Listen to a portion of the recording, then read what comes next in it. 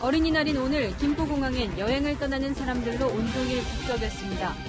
얘들아, 나 이제 제주도 간다. 바이바이. 제주와 강릉 등 주요 관광지에도 나들이에 나선 관광객들의 발길이 이어졌습니다. 지난 4.7 재보궐선거에서 영향력을 과시한 2030 세대가 유권자를 넘어 직접 정치판에 뛰어들어 목소리를 높이고 있습니다. 젊다와 정치인을 합친 점치인이라는 신조어도 등장했습니다. 김부겸 총리 후보자가 국회에 제출한 서면 답변서에서 체납으로 자산 압류를 당한 적이 없다고 밝혔습니다. 국민의힘은 부부가 세금과 과태료 체납으로 차량을 수십 차례 압류당했음에도 거짓말을 했다고 주장했습니다. 길에서 만난 행인에게 돈을 달라고 했다가 거절당했다는 이유로 흉기를 휘둘러 숨지게 한 30대 남성이 경찰에 붙잡혔습니다. 피해자는 남성과 이날 처음 본 사이였습니다. 병사들의 휴대전화 사용이 전면 허용된 이후 온라인 커뮤니티를 통한 군대 내 미투, 일명 군투가 쏟아지고 있습니다. 부실 급식부터 엉터리 시설, 군내 가혹행위 등이 거의 실시간으로 외부에 전해지며 군 간부들이 긴장하고 있습니다. 파란 하늘이 눈부셨던 어린이날 잘 보내셨습니까? 이 코로나로 어른들도 힘들지만 이 답답한 마스크에 갇혀 마음껏 뛰어놀지도 못하는 아이들 참 안 됐죠. 한 주의 중간에 있는 어린이날 휴일이지만 이 재량 연휴가 많아서 공항도 관광지도 인산인해였습니다. 물론 코로나 확산의 우려는 여전하지만 이 비행기 탄다며 잔뜩 들뜬 아이들의 웃음은 마스크도 가리지 못했는데요. 김승희 기자가 휴일 모습 첫 소식으로 전해드립니다. 주차장은 차량들로 가득 차 있고 항공사 창구마다 줄이 길게 늘어서 있습니다.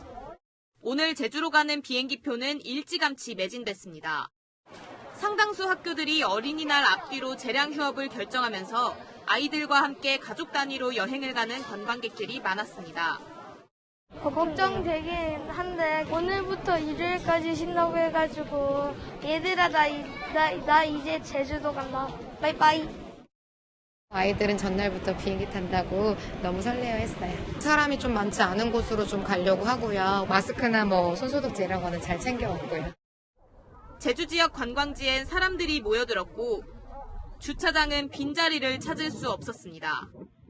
가족과 연인과 함께 사진을 찍으며 봄 기운을 만끽합니다. 지난 4월 한 달간 제주를 찾은 관광객은 100만 명을 넘겼고 이달 들어서도 하루 관광객이 4만 명 안팎을 기록하며 코로나 이전 수준을 회복했습니다. 집에서 있는 생활만 하니까 갑갑하게 지냈는데 날씨도 좋고 바람도 따뜻하고 해서 아이들도 너무 좋아해서 너무 기분 좋아요. 이 밖에 전국 유명 관광지와 해변에도 나들이객들의 발길이 이어졌습니다. 애들도 이제 다른 키즈 카페나 이런 데는 거의 못 가니까 그래서 야외 쪽 나오고 싶어 해서 날씨도 좋아가지고 그래서 나왔습니다. 대부분 마스크를 착용하는 등 방역 수칙을 지키는 모습이었지만 많은 사람들이 몰리면서 곳곳에서 거리 두기가 실종되기도 했습니다. 채널A 뉴스 김승희입니다. 이제 사흘 뒤면 어버이날이죠. 방역당국이 백신 접종을 마친 요양병원은 대면 면회를 허용하겠다고 밝히면서 요양병원 환자와 보호자들 기대가 컸습니다. 지난 추석 올 설에도 제대로 못 만났으니까요. 그런데 이 백신 부족으로 요양병원 환자들 대부분 2차 접종을 못해서 결국 이번에도 대면 면회는 어려울 것 같습니다. 기대가 컸던 만큼 실망감도 큰 가족들의 목소리를 이현수 기자가 전해드립니다. 정부가 요양병원에 대면 면회를 허용하겠다고 밝힌 건 지난달 29일. 요양병원 환자와 의료진 등 75% 이상이 백신을 맞아 감염 위험이 낮아졌다는 이유였습니다. 어느 정도의 개인보호구를 착용하고 어떤 안전 그런 지침을 만들어서 접종 면회를 할지에 대해서는 좀 세부 가이드라인을. 하지만 이번 어버이날도 대면 면회는 어렵습니다. 이제 1차 접종만 끝났을 뿐 2차 접종은 아직 시작도 안 했기 때문입니다. 위험하다고 했다고 말한 건데 그러면 그것도 1차가 언제 될지도 모르고 대면면회로 시켜준다. 이거는 진짜 또 기대가 자꾸 부추게 하는 것밖에 안 되는 거예요. 정부는 지난 2월 26일부터 요양병원 환자를 대상으로 아스트라제네카 백신 1차 접종을 시작했는데 2차 접종은 오는 14일 이후 이뤄질 예정이라고 밝혔습니다. 원래라면 지난달 중순 2차 접종을 해야 했지만 백신 부족으로 접종 간격을 8주에서 10주, 다시 12주로 늘렸기 때문입니다. 그 사이 요양병원에 보관 중이던 2차 접종분 물량은 회수돼 신규 1차 접종자에 쓰였습니다. 알려줬더라고. 저를 많이 질러대는데 너무 속상하더라고. 엄마는 얘기를 절대로. 요양병원 가족들의 생이별은 당분간 계속될 전망입니다. 채널A 뉴스 이었습니다. 어린이날을 맞아 저희 채널A가 주목한 건 주민번호도 없이 그림자처럼 살아가는 미등록 아동들입니다. 부모가 출생신고를 하지 않은 아이들, 병원에 가도 이름 대신 미상아동으로 불리고 학교 한번 다니지 못하고 10대를 보내기도 합니다. 이들의 기막힌 사연들을 구자준 기자가 취재했습니다. 아동보호시설 마당에서 공을 들고 놀고 있는 5살 아이. 얼마 전까지 미상아기로 불렸습니다. 신생아 때 쓰레기 수거장에서 발견돼 보호시설로 왔는데 4년간 출생신고를 못한 겁니다. 그러다 보니까 어린이집도 갈 수도 없고 이름이 없어서 항상 그 미상아기라는 이름으로 병원을 가서 진료를 받아서. 출생신고 의무는 부모에게 있는데 아이를 버린 엄마는 협조를 거부했습니다. 지난해 관할구청이 나서 엄마의 아동학대 혐의를 사유로 들어 겨우 출생신고를 했습니다. 출생 기록이 없는 미등록 아동의 고통은 성장할수록 커집니다. 17살 조모근은 4년 전 출생신고를 했습니다. 헤어진 아버지를 찾아 출생신고를 하기까지 서류상으론 존재하지 않아 학교도 못 다녔습니다. 초등학교나 중학교를 다 안 나왔으니까 어차피 고등학교도 적응을 못할 것이다. 그런 생각 때문에 졸업을 하게 됐습니다. 지난 2년간 아동복지시설 입소자 중 이런 출생 미등록 아동은 146명, 70% 이상이 부모가 버린 아이입니다. 수사기관이 부모를 끝내 찾지 못하면 복지시설이 그제야 출생신고 권한을 갖습니다. 공공서비스를 전혀 받지 못하게 되고 범죄에 노출될 가능성이 굉장히 높은데 법적으로 보호할 수 있는 방안도 부족하다.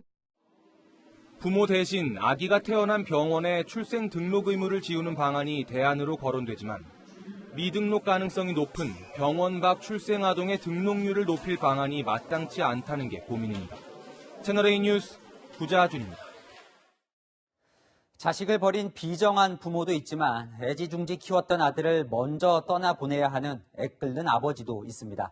한강에서 숨진 채 발견된 대학생 손 씨의 장례 절차가 마무리됐는데요.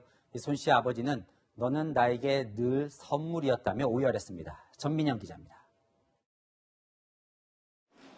친구의 마지막 가는 길을 배웅하려 위패와 영정사진을 들었습니다.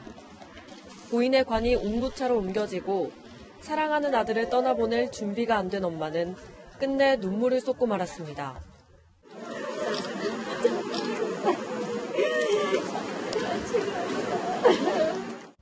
착하고 바르게 커준 아들. 죽음에 이른 이유조차 밝히지 못한 미안함에 부모는 한동안 아들의 곁을 떠나지 못했습니다. 아버지에게 아들은 인생 최고의 선물이었습니다. 난 늘 너의 선물이라고 생각했어. 만약 네가 오지 않았다면 우리는 행복이라는 단어가 무슨 뜻인지 알 수가 없을 것 같아. 늘 그리워하고 생각하겠다고 약속도 했습니다. 다시 만날 그날까지 잘 있고 늘 생각하고 우리들 같이 있을 거야. 엄마는 걱정하지 마. 아빠 믿지? 우리 잘 가지고 있어, 동민아. 정말 고맙다. 친구들도 영정 앞에 헌화하고 고개를 숙여 고인을 추모했습니다. 우리가 함께인 시간과 너라는 존재는 절대 잊지 못할 거야. 부디 구원의 편이시려. 고맙고 사랑한다 내 친구야. 비공개로 진행된 장례미사에 온 친척들도 눈물로 고인을 보냈습니다.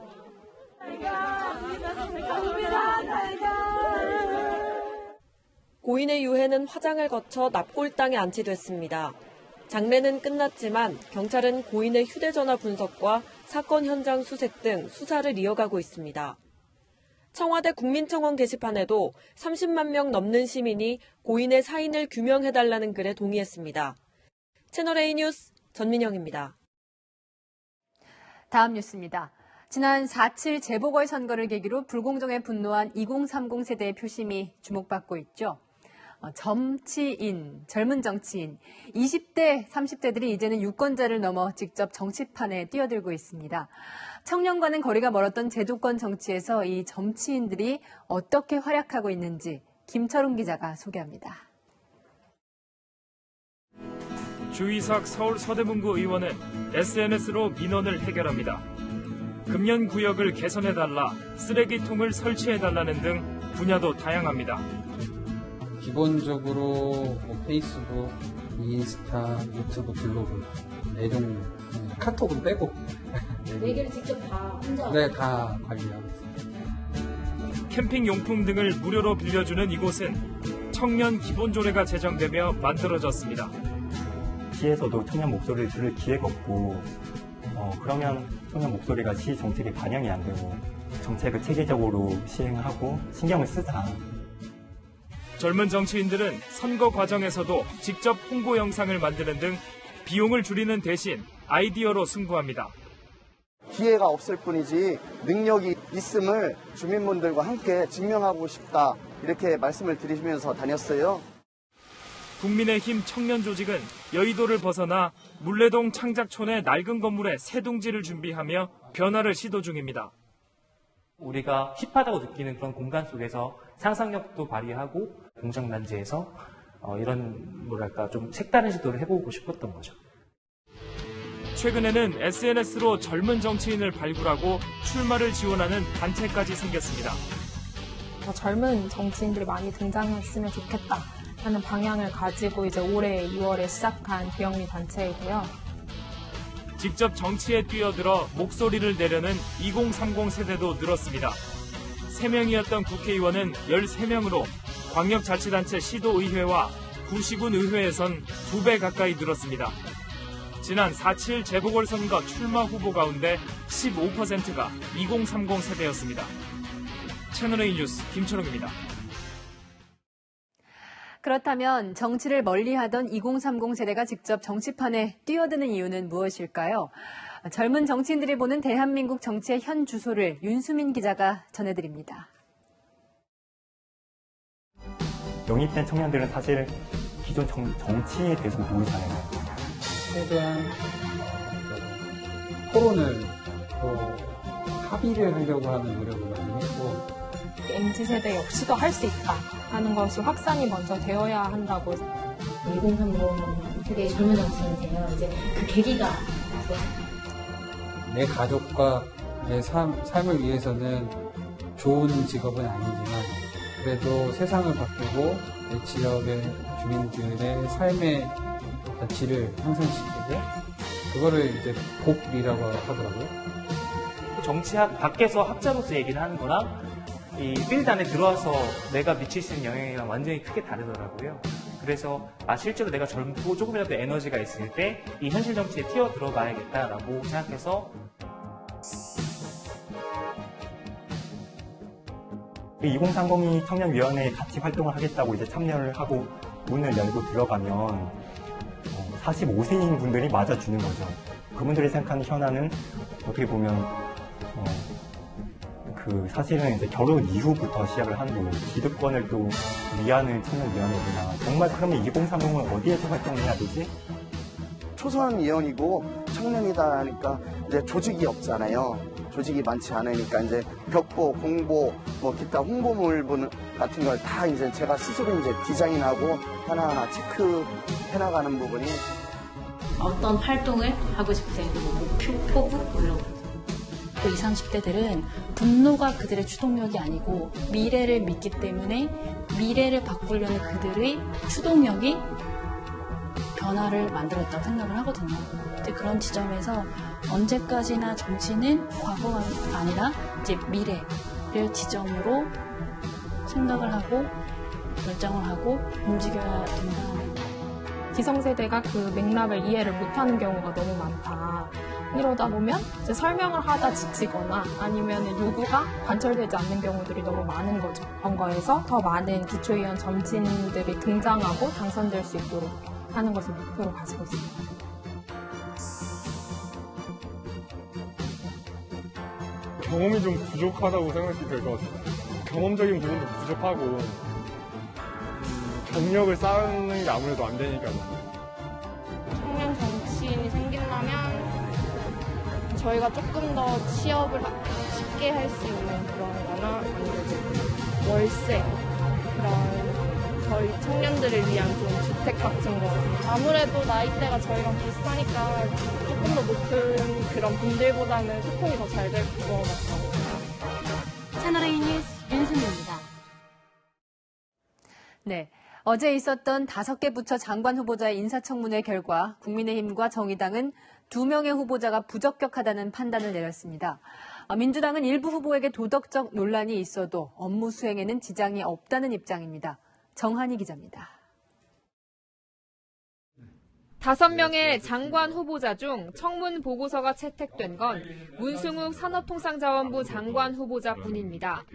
안경덕 고용노동부 장관 후보자는 내일 청문 보고서 채택이 유력합니다. 하지만 나머지 후보자들은 청문 보고서 채택이 불투명합니다. 국민의힘은 임혜숙 과기부, 박준영 해수부, 노형욱 국토부 장관 후보자 3명에 대해 부적격 입장입니다. 특히 해외 학회에 가족을 동반한 임혜숙 후보자에 대해선 절대 불가 방침입니다. 국민의힘 관계자는 임 후보자가 답변이 불성실하고 책임을 회피했다면서 여당이 청문보고서 채택을 강행하면 물리적 저지까지 검토하겠다고 밝혔습니다. 가족들 동반하는 관행들이 어느 정도나 있습니까? 상당히 많은 부분 그렇게 하고 있는데요. 그 학술대회에서도 그런 문구를 넣는 이유가 그 연구자들의 참여를 독려하기 위한 그런 면이 있습니다. 어쨌든 한 방에 2명 쓴 것도 사실 어찌 보면은 그 문제를 삼을 수 있긴 있겠네요. 그렇지만 그 방을 하나 빌리는 데 있어서 1명이 쓰느냐 2명이 쓰느냐에서는 가격 차이가 없는 것으로 알고 있습니다. 예. 국민의힘은 박준영 후보자와 노형욱 후보자의 경우 부적격 의견을 넣어 청문 보고서를 채택하는 방안을 고려하고 있습니다. 정의당도 임 후보자와 박 후보자에 대해선 장관 역할을 수행하기에는 미흡하다며 부적격 판단했습니다. 하지만 민주당은 일부 도덕적 흠결이 있지만 직무 수행에 지장을 줄 정도는 아니라며 단독 처리 가능성을 내비쳐 또 한 번 여야 간 충돌이 예상됩니다. 채널A 뉴스 정한입니다. 내일은 김부겸 총리 후보자의 인사청문회가 열립니다. 김 후보자 부부가 상습 체납 때문에 차량을 30번 넘게 압류당한 일이 쟁점이죠. 그런데 김 후보자가 체납으로 압류당한 적이 없다는 답변을 제출하면서 거짓말 논란이 일고 있습니다. 내일 청문회 쟁점을 김민지 기자가 정리해드립니다. 김부겸 총리 후보자가 어제 국회에 제출한 서면 질의 답변서입니다. 후보자 본인 및 배우자 등이 세금 등을 체납해 자산 압류를 당한 적이 있냐는 질문에 해당 사항이 없다고 답했습니다. 하지만 자동차 등록 원부에 따르면 김 후보자는 열린우리당 국회의원 시절인 2007년 과태료 체납으로 3차례, 부인은 주정차와 속도 위반 과태료, 또 자동차세 체납 등의 이유로 총 29차례 차량을 압류당한 것이 확인됐습니다. 상습 체납 비판까지 나왔는데 정작 김 후보자는 답변서에 해당 사항 없음이라고 적은 겁니다. 후보자 부부가 차량 압류를 수차례나 당했다는 것도 납득되지 않는데 여기에 거짓말까지 하는 것은 대한민국 국무총리로서 자격이 없다고 생각합니다. 국회 인사청문회에서는 후보자의 허위 답변, 서면 허위 답변을 처벌하는 규정은 없습니다. 사실과 다른 답변을 한 경위에 대해 김 후보자 측은 청문회장에서 후보자가 직접 설명할 것이라고 답했습니다. 김 후보자는 서면 답변서에서 문재인 정부의 가장 큰 성과로 코로나19로 인한 위기를 상대적으로 잘 대응한 것을 꼽기도 했습니다. 또 공시가격 인상에 대해서는 현재와 같이 현실화를 추진하면서 재산세 감면 등 서민 부담 완화책을 마련해야 한다고 답했습니다. 김 후보자의 인사청문회는 내일부터 이틀간 실시되고 청문회 참고인으로 채택된 진중권 전 교수는 불참 의사를 밝혔습니다. 채널A 뉴스 김민지입니다. 새 지도부가 출범한 더불어민주당은 이 내부 분위기가 살얼음판입니다. 비문인 송영길 대표가 이 비주류 인사들을 전면 배치한 데 이어 비문 초선 의원들도 목소리를 내기 시작했습니다. 이 터줏대감인 친문도 반격에 나서면서 세력 대 세력 충돌 조짐을 보이고 있습니다. 최성 기자입니다. 민주당 내 친문과 비문이 현안마다 충돌하고 있습니다. 이번에는 당원 당규 개정을 두고 붙었습니다. 초선 의원들의 모임인 더민초 소속 의원 일부는 송영길 민주당 대표와 만난 자리에서 당원 당규를 다시 고치자고 요구했습니다. 민심을 얻기 위해서는 당의 기책 사유가 있을 경우 선거에 후보를 내지 않도록 한 기존 당원 당규로 다시 돌아가야 한다는 겁니다. 그래서 저는 경청하겠다. 당내 민주주의 활성화하겠다. 우리가 말을 닫아버리면 민심과 당심이 유리된다. 그러자 권리당원들은 초선들이 주지도 않은 총대를 메고 감히 뭐라도 된 줄 알고 당원 재개정을 입에 담느냐고 비판했습니다. 소신 발언을 하는 초선 의원들을 향한 문자 폭탄도 계속되고 있습니다. 어제 산업통상자원부 장관 인사청문회에서 이소영 민주당 의원이 한전이 많은 정부 규제를 받고 있다며 규제 합리화를 주장하자 강성 지지자들은 국민의힘으로 가서 민영화를 외쳐라라고 비판했습니다. 송영길 대표와 친문 최고위원 간 엇박자도 이어지고 있습니다. 송 대표는 노무현 전 대통령 묘소 참배를 미루고 부동산 정책과 백신 현안 점검부터 했습니다. 하지만 강성 친문 김용민 최고위원은 홀로 봉하마을을 찾은 뒤 사진을 SNS에 올려 대조를 보였습니다. 부동산 정책과 대선 경선 일정 등을 놓고 친문과 비문 간 주도권 경쟁은 더 격화될 것으로 보입니다. 채널A 뉴스 최선입니다. 어제 저희가 피의자 신분인 김호수 검찰총장 후보자에 대한 우려 전해드렸는데요. 이 김 후보자, 총장이 되어도 이 자신과 관련한 사건은 지휘하지 않고 청문회 전까진 정권 관련 수사 상황을 보고받지 않겠다며 진화에 나섰습니다. 공태현 기자입니다. 법무부 차관 재직 당시인 지난 2019년 김학의 전 법무차관 출국금지 과정에 관여했던 의혹을 받는 김호수 검찰총장 후보자.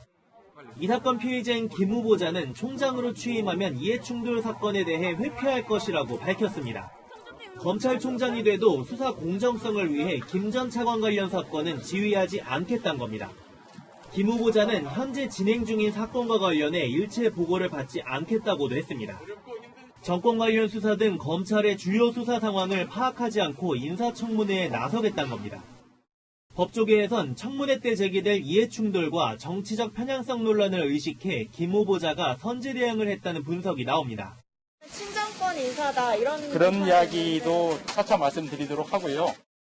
사상 초유의 피의자 검찰총장 후보 지명이 취임도 청문회도 전에 수사보고와 지휘권 포기를 선언하는 상황을 자초했다는 지적이 나옵니다. 채널A 뉴스 공태현입니다.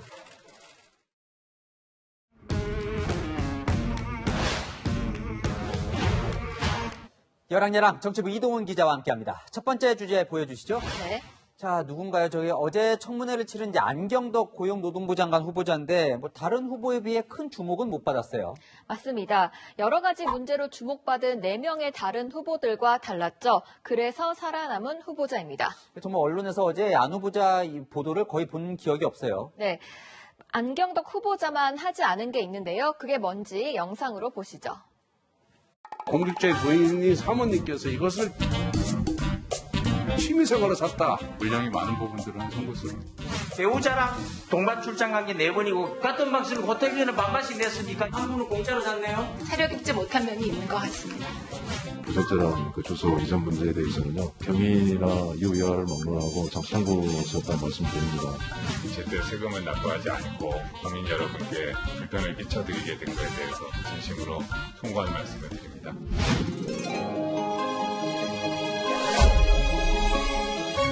실제 원칙에 위배된 상황이 없었기 때문에 적합하다. 저도 같은 생각입니다. 비리 문제 같은 거 이야기하면 서로 참 민망한데 그렇지 않게 살아주셔서 참 고맙습니다. 그러니까 안 후보자만 아는 건 사과하군요. 한 야당 의원은 이렇게 얘기를 하더라고요. 깔끔한 공직 생활에 경의를 표한다 이런 말도 하던데, 그러니까 안 후보자도 다른 후보자들과 마찬가지로 공무원 출신인 거죠. 네, 고용노동부에서 주요 보직을 거쳤고 1주택자의 병역 문제도 없습니다. 어제 이런 포부를 밝혔습니다. 일자리를 통해 희망을 갖고 미래를 준비할 수 있도록 청년 등을 중심으로 일자리 기회 확대에 역량을 집중하겠습니다. 안 후보자 지명 뒤 경영자 단체도 노동단체도 환영 논평을 냈는데요. 기대를 저버리지 않고 역할을 잘 해주길 바랍니다. 자, 여당은 보통 이 도덕성만 검증하지 말고 정책 검증을 하자고 하는데 깨끗한 장관 후보자를 지명하면 저절로 그렇게 될 것 같기도 합니다. 자, 다음 주제 보겠습니다. 네. 자, 윤희숙 국민의힘 의원 또 이재명 지사를 비판했나요? 네, 윤희숙 의원은 기본소득부터 재산비례 벌금제까지 이 지사 정책이 나오면 어김없이 날을 세워왔는데요. 이번엔 고졸 세계여행비 1,000만 원 지원을 비판했습니다. 먼저 이 지사의 제안부터 들어보시죠. 대학을 가면 장학금도 주고 온갖 지원을 해주는데 대학 안 간 사람은 왜 지원을 안 해주나. 세계여행비를 뭐 한 1,000만 원씩 대학 안 가는 대신에 지원을 해주면 훨씬 낫지 않을까 하는 생각이 드는데 어떻게 생각하세요? 그러니까 이 세금으로 세계 여행 비용을 대주자는 건가요? 네, 윤희숙 의원은 맹목적인 진학을 유도하는 것도 문제이지만 무조건 대학 안 가면 1,000만 원 준다는 것 역시 비전도 책임도 없는 포퓰리즘이라고 지적했습니다. 제가 얼마나 드는지 한번 계산을 해봤는데요. 지난해 기준 우리나라 대학 진학률은 72.5%입니다. 대학에 가지 않은 약 14만 명에게 1,000만 원씩 준다면 약 1조 4천억 원 정도가 필요합니다. 참고로 올해 고등학교 무상교육 예산이 9,431억 원입니다. 자, 그러다 보니 이 국민의힘은 선거 때마다 이 현금 지원 공약을 쏟아내는 허경영 씨냐 뭐 이런 얘기도 하던데요. 네, 이 지사는 얼마 전에 이런 말을 한 적이 있습니다. 지사님 기본시대의 정책이고 허경영 씨 정책이라고 비판까지 나왔는데 모 선생 말씀을 하셨는데요. 국민이 포퓰리스트에 놀아날 정도라면 그 공중부양하시는 그분 옛날에 대통령 되셨어야 됩니다. 허경영 씨와 다르게 유력 대선 주자인 만큼 언론과 야당이 더 주시하고 있다는 걸 잊지 말아야겠습니다. 건강한 정책 논쟁은 이 국민을 위해 장려할 일이죠. 여랑야랑이었습니다. 서울 강동구에서 산책을 하던 남성이 흉기로 피습당해 숨졌습니다. 생판 처음 본 30대 남성이 돈을 달라고 다가왔는데 피해자가 거절하자 흉기를 휘두른 겁니다. 김호영 기자입니다. 일방통행길을 천천히 걸어가는 남성. 잠시 후 구급차와 순찰차가 도착하고 경찰관들이 다급히 뛰어갑니다. 동네를 산책하던 60대 남성이 흉기에 수차례 찔리는 사건이 일어난 건 어제 저녁 6시 40분쯤. 남성은 병원으로 옮겨졌지만 끝내 숨졌습니다. 보험 소리가 들렸고 집에 오는 길이었는데 남자분이 엎드려서 피가 많이 흘리셨더라고요. 움직임이 없어요. 흉기를 휘두른 범인은 같은 동네에 사는 30대 남성으로 이후 112에 전화해 범행 사실을 자수하고 자신의 집에서 현행범으로 체포됐습니다. 남성은 경찰 조사에서 피해자에게 돈을 달라고 했는데 거절당해 기분이 나빠 범행을 저질렀다고 진술했습니다. 남성은 피해자와 일면식도 없는 사이였습니다. 졸지에 가족을 잃은 유족들은 할 말을 잃었습니다. 남자는 피고 오겠다 그런 식으로 어머니한테 얘기를 하셨나 봐요. 또 모르는 사람인데 아버지는 이제 그게 이제 안 싫으셨던 거고 이제 뭐 얘기를 하다가 뭐 이렇게 당했다고. 경찰은 남성에 대해 살인 혐의로 구속영장을 신청하고 정확한 범행 경위를 조사하고 있습니다. 또 남성의 정신과 병력이 있는지도 확인하고 있습니다. 채널A 뉴스 김호영입니다. 오늘 새벽 부산의 냉동 수산물 가공 공장에서는 원인을 알 수 없는 큰 불이 났습니다. 직원이 건물 배관을 타고 내려오다 추락해 숨졌습니다. 홍진우 기자입니다. 건물에서 검은 연기가 힘없이 뿜어져 나옵니다. 소방관들이 건물로 들어가기 위해 절단기로 철제문을 자릅니다. 건물 옥상에서 구조를 기다리는 사람들.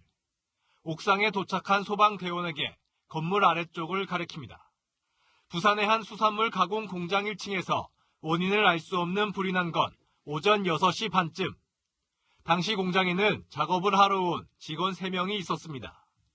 불이 나자 직원들은 옥상으로 대피했는데 50대 직원 1명이 건물 배관을 타고 아래로 내려오다 추락해 병원으로 옮겨졌지만 숨졌습니다.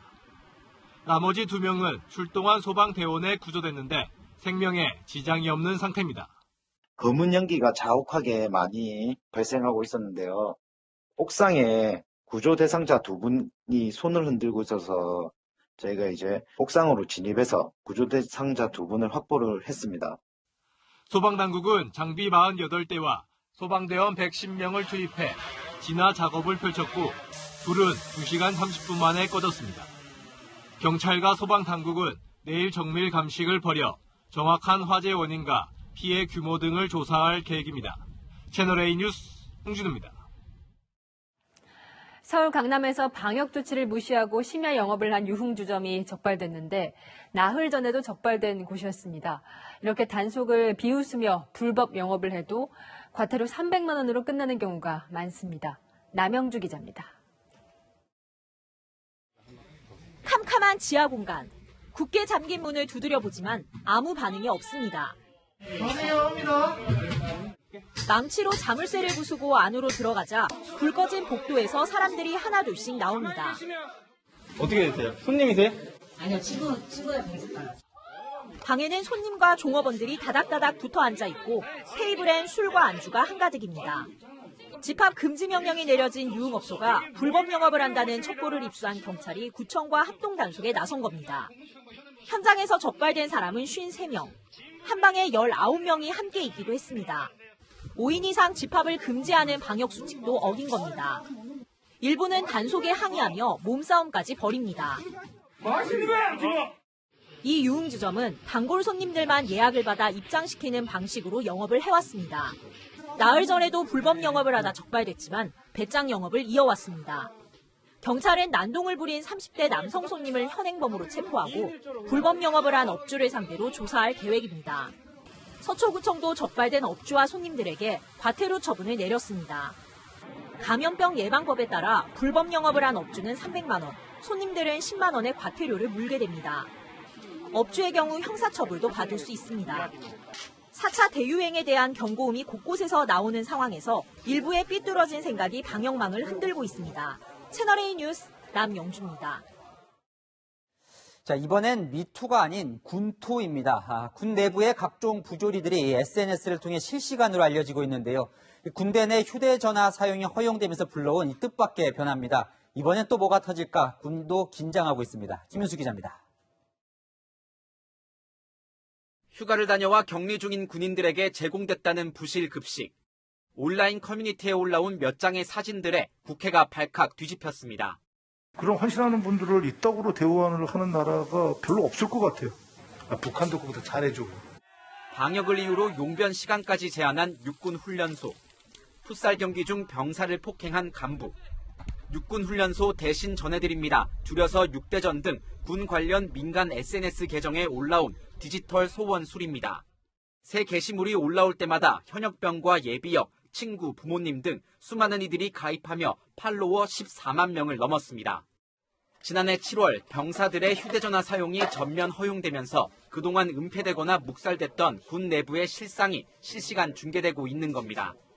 익명성이 보장되고 쉽고 빠르게 공론화가 가능하다는 점에서 젊은 병사들의 새로운 군대 문화로 자리 잡고 있다는 분석입니다. 국방부 장관으로서 무거운 책임을 통감하고 송구하다는 말씀을 드립니다. 훈련 중 인대가 파열되는 부상에도 꾀병이라며 방치했다는 폭로엔 감사 지시가 내려졌습니다. 군 일각에선 보안 문제들을 이유로 폭로 창구가 된 휴대전화 사용을 통제해야 한다는 목소리도 나오고 있지만 다른 한편에선 골마있던 군의 구조적인 문제를 드러낼 계기가 되고 있다는 평가도 있습니다. 휴대전화가 열린 병역을 만들어가는 도구이자 장병 개개인의 복지와 기본권을 보장하는 도구가 될 수 있도록 MZ세대 병사들이 군의 뿌리 깊은 계급 의식과 상명하복 문화를 바꿔가고 있습니다. 채널A 뉴스 김윤수입니다. 지금 제 뒤로 보이는 것들은 이 불매운동까지 벌어질 정도로 강한 반발에 부딪힌 홍보 포스터들입니다. 자, 여러분들은 무엇이 문제인지 짐작하시겠습니까? 유통가를 발칵 뒤집어 놓은 젠더 갈등의 내막을 김유빈 기자가 취재했습니다. 20, 30대들에게 한 편의점 포스터 논란에 대해 물어봤습니다. 포스터 논란된 거에 대해서 좀 아실까요? 아니요, 안 들어봤어요. 잘 몰랐습니다. 하지만 엄지와 검지로 소시지를 집으려는 듯한 손모양의 포스터를 보고는 반응이 달라졌습니다. 근데 대충 연상되는 이제 행동 같은 게 있어서 약간 누구한테는 불쾌할 수도 있을 거라고 생각을 해요. 이제 소시지를 손으로 집어먹진 않으니까. 알고 있었으면 좀 기분이 나빴을 것 같은데 저는 잘 몰라가지고 성별이 바뀐다면 좀 기분이 나쁠 것 같긴 해요. 남성을 비하하는 손모양이라는 의혹에 대해선 과민 반응이란 의견도 있습니다. 이거 그냥 손모양 아니에요? 너무 약간 과민 반응 같은데. 여태까지 자주 본 포스터랑 비슷한 느낌인 것 같아요. 해당 편의점 업체는 몰랐다고 해명한 뒤 포스터를 삭제했지만 불매운동까지 벌어지고 있습니다. 논란은 점점 확산돼 다른 유통업계 포스터와 서울경찰청, 기타 홍보물에까지 의혹이 번지고 있습니다. 정치권도 가세하면서 일부 커뮤니티 중심으로 이뤄지던 젠더 갈등이 수면 위로 드러났다는 지적도 나옵니다. 군대나 아니면은 그런 페미나 이런 식의 커뮤니티라는 곳에서 나오는 그 다툼은 옳지 않다고 생각을 합니다. 혐오나 약간 남녀 갈등이 엄청 심해진 시기인 것 같아서 서로 존중할 부분 존중하고 배려할 부분 배려하면은 이렇게까지 안 오지 않았을까. 채널A 뉴스 김유빈입니다. 시대가 변하는 건 선물에서도 느낄 수 있습니다. 어린이날 선물로 책이나 장난감 대신 주식을 주는 부모들이 늘고 있습니다. 대표 주식이죠. 삼성전자 전체 주주 중 미성년자가요 5%나 됩니다. 조현선 기자입니다.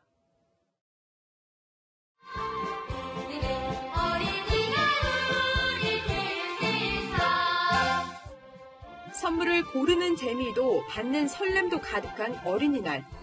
올해 어린이날 인기 선물은 무엇일까? 네. 양가 할아버지 할머니께도 많이 받았어요. 아, 진짜요? 투자를 할 건데. 장난감이나 용돈 대신 주식을 선물하는 겁니다. 8살 자녀를 둔 박효진 씨는 낮은 금리 탓에 아이를 위해 해오던 적금 대신 주식 선물을 선택했습니다. 아이의 대학 등록금을 함께 만드는 게 목표입니다. 대학 갈 때 학비다. 그때까지는 모으자 해서 이런 식으로 하고 있는데 투자금으로 시드머니로 사실 해주고 있는 개념이 더 크거든요. 오늘 받은 용돈도 투자에 쓸 예정입니다. 양가 부모님들이 10만 원씩 보내주셨더라고요. 네. 얘기를 해서 투자를 할 건데 다양한 종목들이 있으니까 이제 그 중에서 선정을 하려고요. 경제관념을 키우려는 부모 욕심일 수도 있지만 아이 스스로 먼저 주식에 관심을 갖는 경우도 있습니다. 8개월 동안 얼마를 벌었을까요? 지금부터 13살 초딩 주린이의 주식 계좌를 오픈합니다. 실제로 지난해 말 기준 삼성전자의 20대 미만 주주는 11만 5,083명으로 나타났습니다. 2016년 1,200명대보다 90배, 액면 분할을 단행한 2018년보다도 10배 가까이 늘었습니다. 전체 주주의 5.34% 규모로 주식 평가액만 지난 4일 종가 기준 4,859억 원입니다. 지난해부터 시작된 주식 붐이 어린이날 선물 유행까지 바꿔놓고 있습니다. 채널A 뉴스 조현선입니다. 서울에서 넉 달째 이 빌라 매매량이 아파트 매매량을 앞질렀습니다. 아파트는 비싸서 못 사니 살 수 있는 빌라라도 사자. 이 마음 급해진 수요자들이 몰린 것으로 보입니다. 박정석 기자입니다. 다세대 연립주택이 다닥다닥 모여있는 골목길. 지난달 서울에서 가장 빌라 거래가 많이 됐던 도봉구입니다. 최근 이렇게 서울 외곽 지역을 중심으로 거래가 활발해지고 있습니다. 신축 빌라는 분양이 굉장히 빨리 됩니다. 아파트 가격은 정말 현실이 해도 이제 안 되잖아요. 오래된 아파트가 한 7억 정도 이상이 하니까. 지난해부터 가격이 급등하고 매매에 각종 규제가 겹친 아파트는 사실상 거래 절벽 상황을 맞았습니다. 사정이 이렇다 보니 내 집 마련 수요가 빌라로 옮겨간 겁니다. 올해는 줄곧 거래량 역전 현상이 일어나면서 다세대 연립 거래 건수가 아파트보다 25%나 많았습니다. 지난달에는 서울의 다세대 연립 매매 건수가 아파트 거래 건수의 2배를 넘기기도 했습니다. 이사대책 발표 이후 사들인 빌라가 공공 재개발 지구에 포함되면 현금 청산되는 만큼 투자 목적이라기보다는 대부분 실수요 매매로 보입니다. 매매가 늘어난 이유는 비교적 저렴한 가격 영향이 큽니다. 지난달 서울 아파트 평균 매매 가격은 11억 1천만 원이 넘었지만 연립주택의 평균 매매가는 3억 2,600만 원을 기록했습니다. 전문가들은 빌라 매입이 당장 접근하기는 쉬워도 신중하게 고려할 부분도 있다고 조언합니다. 하락기가 되면은 아파트보다도 이제 빌라가 가격이 오를 때는 좀 늦게 오르고 내릴 때는 오히려 먼저 내리는 투자 가치도 사실은 떨어지죠.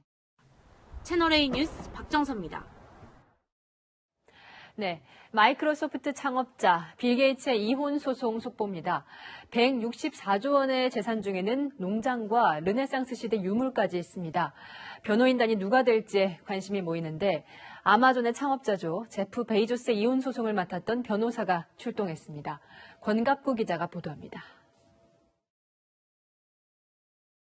All the attention would be focused on Bill because he was well known for what he did at Microsoft for good reason. And that wasn't always easy for me at first. 빌 게이츠 아내인 멀린다 게이츠가 시애틀 지방법원에 제출한 이혼 신청서입니다. 결혼 생활이 돌이킬 수 없을 정도로 파탄났다며 간략한 이혼 사유를 적었고 재산 분할 동의서도 이미 작성했다고 돼 있습니다.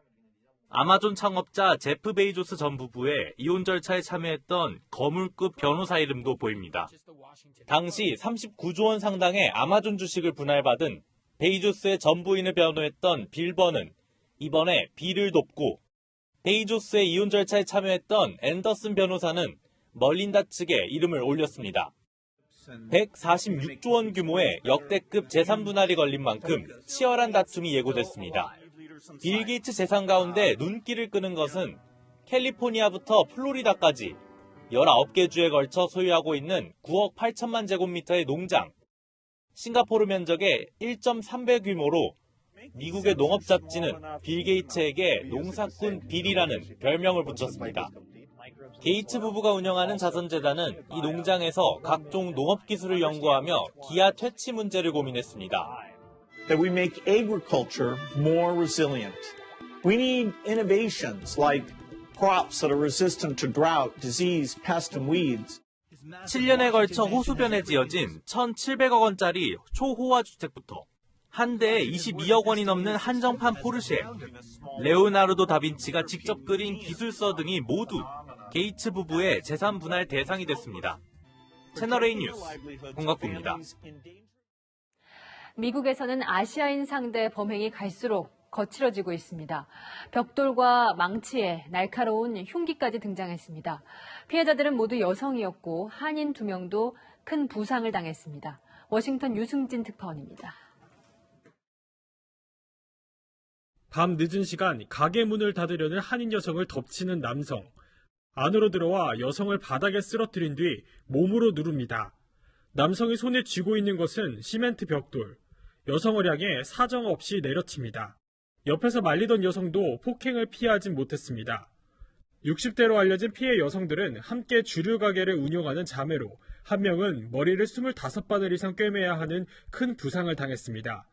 체포된 50대 남성 데릴 돌스는 가중폭행 혐의로 기소됐습니다.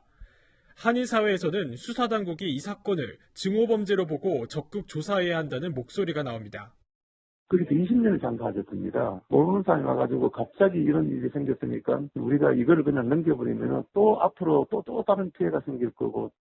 피해 여성의 아들이 직접 공개한 영상을 본 시민들이 온라인 모금에 동참했고 이틀 새 모금 목표액의 2배인 5,500만 원이 넘는 금액이 모였습니다. 지난 주말 뉴욕 맨해튼 밤거리에도 아시아계 여성 2명이 폭행을 당했습니다. 마스크를 벗으라고 소리치던 흑인 여성이 갑자기 다가와 망치를 휘두른 겁니다. 뉴욕 경찰 증오범죄 전담팀은 이 영상을 SNS를 통해 공개하고 용의자를 찾고 있습니다. 샌프란시스코에서는 어제 대낮에 아시아계 여성 2명에게 흉기를 휘두르고 달아난 남성이 경찰에 붙잡혔습니다. 워싱턴에서 채널A 뉴스 유승지입니다. 일본은 코로나 신규 확진자가 하루에 6,000명씩 쏟아지고 있습니다. 그런데 도쿄 올림픽 예비 행사라며 마라톤 대회가 열렸습니다. 선수는 70명인데 거리두기 진행 요원이 700명이 넘어서 배보다 배꼽이 더 큰 행사가 됐습니다. 도쿄 김범석 특파원입니다. 출발 신호와 함께 다닥다닥 붙어있는 마라토너들이 달리기 시작합니다. 거리 양옆 응원석도 관중과 스태프들로 가득 찼습니다. 오는 8월 도쿄올림픽 마라톤을 목표로 삿포로시에서 열린 시범 행사에 2,700여 명이 모였습니다. 참가 선수는 70명인데 거리두기 안내원만 770명이 동원됐습니다. いかにしっかりとした対策をしていたかということが少しでも理解をしていただければというふうに思いました。 하지만 선수들이 달리는 길가에는 올림픽 반대를 외치는 주민들이 적지 않았습니다. やらない方がいいと思います。もうみんな子供たち我慢してるのに、大人だけ勝手なことをやることないと思う。 온라인에서는 올림픽 혐오라는 표현이 등장했고 미국 언론도 코로나의 그늘하에선 올림픽이 열려선 안 된다는 기사를 실었습니다. 일본은 지난해 10월에도 야구 경기에 관중 1만 명을 동원해 인체 실험을 하는 것 아니냐는 비아냥을 들었습니다. 状況を考えた上でいろんなことを考えてくれない、そのことをもうそろそろ考えて 오늘까지 이어진 닷새간의 골든위크 기간 동안 공항과 주요 관광지에는 사람들로 붐볐습니다. 일본 정부는 긴급사태 선언에도 신규 확진자가 6천 명에 이르자 술집 영업 제한 등 봉쇄 연장을 검토하고 있습니다. 도쿄에서 채널A 뉴스 김범석입니다.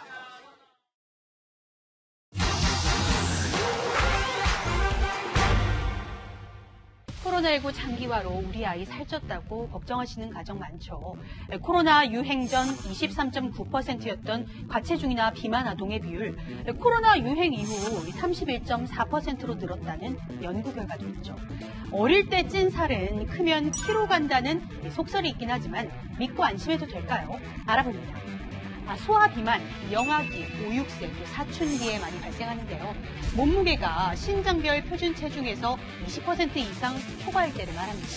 어렸을 때 살이 찐 아동은 성장하면서 정상 체중인 아동보다 키가 컸을까요? 1998년생 2,500여 명을 대상으로 12년간 관찰한 결과를 볼까요? 주황선은 비만인 남아, 여아, 또 초록선은 정상 체중인 남아, 여아인데요. 초등학생 땐 비만 아동의 키가 정상 체중 아동보다 컸지만 중학교 이후에는 별 차이 없었습니다. 전문가들은 소아 비만은 빠른 사춘기를 맞게 성인이 됐을 때 정작 키가 더 작을 수 있다고 지적하죠. 소아 비만을 방치하면 고지혈증, 또 지방간, 고혈압, 당뇨 같은 성인병 증상도 일찍 나타날 수 있는데요. 재발도 쉽다고 합니다. 소아 비만은 지방 세포수가 증가하는 증식형이 많다면 성인 비만, 지방 세포 크기가 커지는 비대형이 많다는 특징이 있는데요. 소아기에서 성인기까지 이어진 비만, 지방 세포수도 많고 크기도 큰 혼합형이 됩니다. 이미 고착이 돼버리면 생활 패턴이나 이런 거에 따라서 세포들의 부피가 증감은 할 수 있겠지만 가지고 있는 개체수에서 바뀌진 않으니까 다시 비만으로 돌아가거나 그대로 이어질 가능성은 굉장히 높게 됩니다. 섭취 열량을 대폭 줄이는 식단은 성장을 저해할 수 있어 소아 비만에 적용하기 힘든데요. 자녀가 어릴 때부터 부모가 균형 잡힌 식생활과 꾸준한 운동 습관을 들여주는 게 중요한 이유입니다. 이 밖에도 궁금한 점은 팩트맨 많은 문의 바랍니다.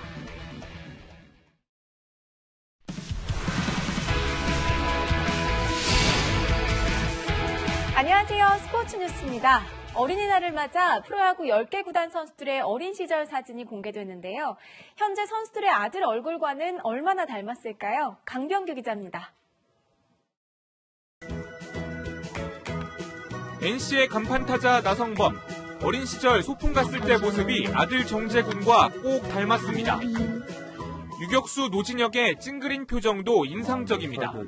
지금 삐지면 이 표정 나와요. 지금 중계 보시다가 진혁이 형이 이런 표정 나오면 뭔가 지금 기분이 좀 상해 있는 거예요. 지금 삐져 있는 거예요, 지금. 어린이날을 맞아 프로야구 중계에 선수들의 귀여운 어린 시절 모습이 등장했습니다. 저는 모르겠네요. 김현수 아닌가요? 또 이렇게 복귀에 또 색동 옷을 입고 김재호군요. 이거 가장 그 고난도의 문제였던 것 같습니다. KBO가 10개 구단 선수 60명으로부터 사진을 제출받아 준비한 이벤트였습니다. 바가지를 뒤집어 쓴 노시환, 일자 앞머리에 혀를 내민 최정 등 개성이 넘칩니다. 이정후와 구자욱, 허경민은 어릴 때나 지금이나 거의 변하지 않는 외모로 주목받았습니다. 이정후 선수 지금하고 똑같네요. 해마다 어린이날이면 라이벌전을 펼쳐온 LG와 두산. 올해는 LG가 웃었습니다. LG 김현수는 개인 통산 200호 홈런으로 반격에 신호탄을 쏘아 올렸습니다.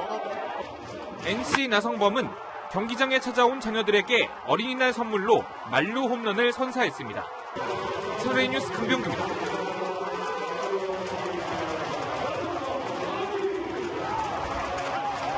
여자 배구 FA 최대어로 꼽혔던 이소영이 결국 KGC 인삼공사로 이적했었는데요. 집착에 가까운 이영택 감독의 러브콜이 있었다고 합니다. 염정원 기자입니다. 한국생명을 꺾고 GS칼텍스의 우승 주역이 됐던 이소영. KGC 인삼공사로의 이적 뒤에는 이영택 감독의 끈질긴 구애가 있었습니다. 처음에는 이제 FA 공시가 뜨자마자 연락이 오셨어요. 계속 전화랑 문자 오시고 하다 보니까 그 좋은 생각하고 있으니 기다려달라. 네. 못 기다리겠다고. 차가운 거절에도 포기를 몰랐습니다. 감독님 집착거리지 마세요. 집착하지 마요. 막 이렇게까지 한 번 했었어요. 계속 전화 오고 문자 오고 막 그래가지고. 이소영을 직접 만나 설득한 것만 6번. 6고 초려였습니다. 꼭 영입하고 싶은 선수였고요. 질척거린다는 얘기까지도 들었지만 그렇게까지 안 하면은 제 스스로 조금 아쉬움도 남을 것 같아서. 강솔위와 함께 FA가 되면서 높은 연봉 때문에 둘 다 GS칼텍스에 남을 수는 없었던 상황. 여러 팀 중 인삼공사로 마음이 기운 건 배구에 대한 생각이 통했기 때문입니다. 서브를 보완해야 될 점이라고 생각을 했는데 감독님 그런 부분에서 말씀하시다 보니까 배구 얘기를 했는데 뭔가 불편한 그런 게 없이 감독님이랑 되게 이야기가 술술술 나왔던 것 같아요. 3년 총액 19억 5천만 원, 구단 최고 대우를 받은 이소영. 이제 대표팀에 소집돼 올림픽 전초전인 네이션스 리그를 준비하고 있습니다. 채널A 뉴스 염정원입니다. 오늘은 날씨도 어린이들과 같은 마음이었나 봅니다. 아이들의 환한 미소만큼이나 쾌청한 하루였는데요. 한 가지 불편한 점이 있다면 바로 강한 바람이었습니다. 당분간 산간 지역과 해안가에서는 강풍이 예상되는 만큼 시설물들 날아가지 않도록 단단하게 고정해 주시기 바랍니다. 내일 전국이 맑겠지만 서울 등 서쪽 지역은 오전 한때 미세먼지 농도가 나쁨 수준까지 오르겠습니다. 출근길은 다소 쌀쌀하겠는데요. 아침 기온 서울이 10도, 대전은 8도, 거창은 4도로 오늘보다 3도에서 7도 이상 떨어지는 곳이 많겠습니다. 또 강원 내륙과 산지로는 서리가 내릴 가능성도 있습니다. 반면 한낮에는 25도 안팎까지 오르면서 일교차가 20도 가까이 크게 벌어지겠습니다. 모레 아침부터 낮 사이 전국 곳곳에는 다시 비가 내리겠습니다. 주말에는 대체로 맑고 포근한 날씨가 이어질 전망입니다. 날씨였습니다. 오늘 뉴스에서 젠더 갈등, 군대 미투, 미성년자 주식 열풍까지 시대 변화를 보여주는 여러 소식 전해드렸는데요. 하나 더 있습니다. 황혼 이혼을 넘어서 황혼 재혼이 늘고 있는데요. 지난해 98세 노인이 재혼을 했고 80세 이상 재혼자가 412명이나 됩니다. 100세 시대에 나홀로는 힘들다. 자녀 행복 못지않게 내 행복도 중요하다는 이유라네요. 오늘 한마디는 내 나이가 어때서로 하겠습니다. 오늘 뉴스 여기까지입니다. 내일도 뉴스에입니다.